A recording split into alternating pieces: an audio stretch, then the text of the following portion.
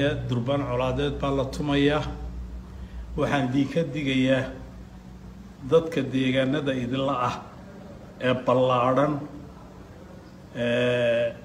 kumade ama saharti ama maxamed subeer ama Soomaali oo dhan waxaan diinka digayaa deegaamada idinla dariska ah in colaad leedii geliyo oo iska ilaalisaan baan ku celinayaa mar labaad iyo mar saddexaad iyo mar afraadba horaa layloo geliyay dagaal aynaan inagu shaqo ku lahayn oo inaan ogeyn waxaan idinka digayaa dagaalada iyo durbaanada colaadee la tumayo inaa u dhagan nuglaataan oo aad maqashaan ayaan idinka digayaa dadka dariska idinla ah gaal iyo islaam nabad kula noolaada wanaag kula noolaada ballankeenu waxa weeyaan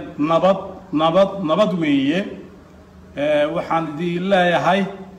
dadka colaada leedin gelinayo colaadooda iska ilaaliya inaga nabad bay danaynuugu jirtaa nabad baynu u baahannahay nabadda iyo walaalnimada ku wada noolaada dadka dariskiina ah waxaan ka raali gelinayaa oo kale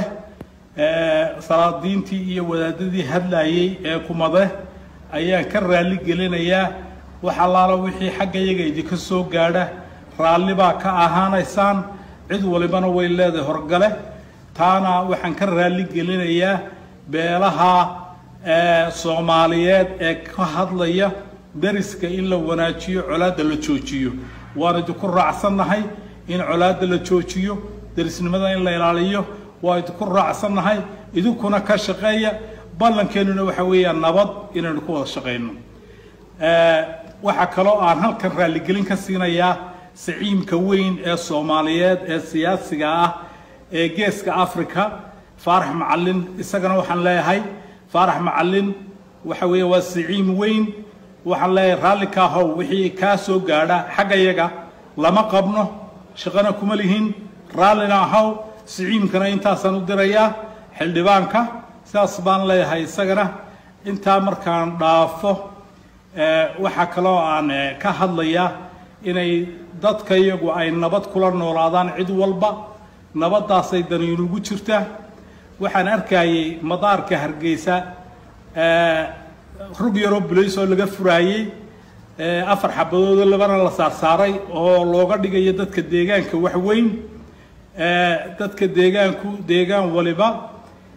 ilihiisa dhaqaalaha ee ku yaala deegaanka xaq u leh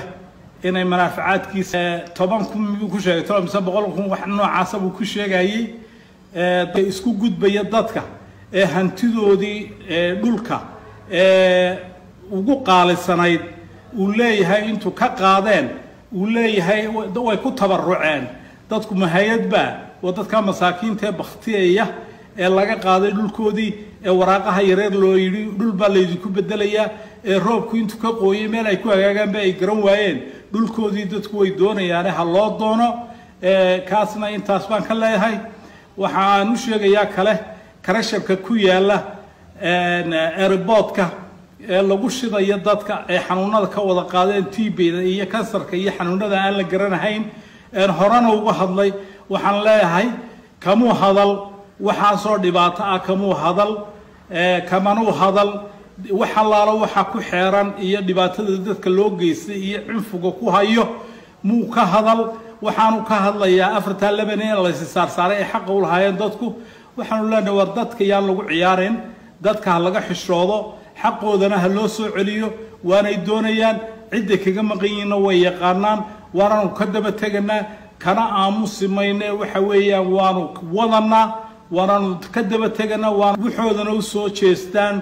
boob baa lagu yahay waana la weerarsan yahay beerahoodii baa la qaatay waxaan leeyahay laga daayo sida aan sheegayana dadka waxaynu kula noolaanaa nabad meel kasto ay